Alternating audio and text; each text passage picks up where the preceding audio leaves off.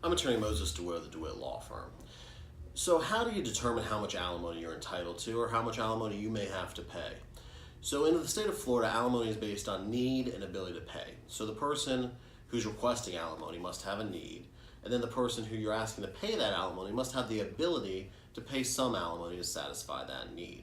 So how do you figure out need and ability to pay? It's a somewhat arbitrary standard, but in Florida, as part of any divorce, you're going to fill out what they call a financial affidavit.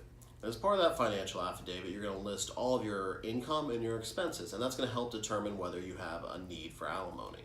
So if you have a deficit at the end of, what you receive for your income and then paying all your expenses, or if you're moving to a new home, your anticipated expenses, that deficit that you have each month would be considered your need. On the flip side, when you're filling out your financial affidavit for the person that you're requesting alimony from, if they have a surplus at the end of the month, that would show what they have the ability to pay. So that's where kind of the need and ability to pay standard comes down to. Now there's many types of alimony in Florida, and depending on how long you've been married, is going to depend on what types of alimony that you may be able to receive.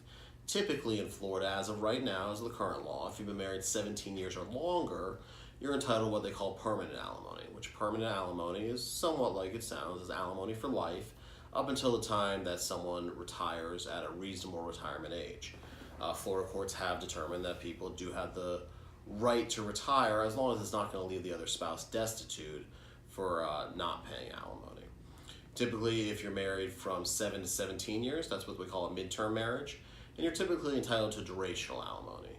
Anything under 7 years is a short-term marriage, and there are several different types of alimony that you could be entitled to if you're in a short-term marriage, such as rehabilitative alimony, even durational alimony, or bridge of the gap alimony.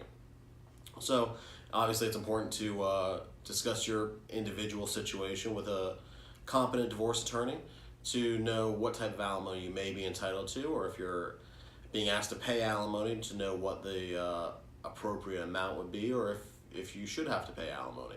Obviously every situation is different.